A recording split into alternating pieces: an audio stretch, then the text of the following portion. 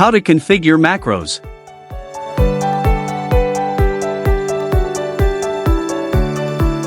Go to Apps, Macro Configuration.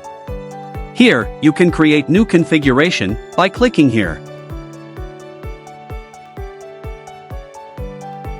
Here, click on Create Configuration. Here you can provide configuration name and other configuration values.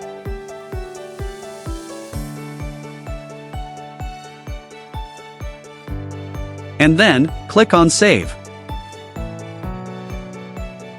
As you can see, a new configuration has been added.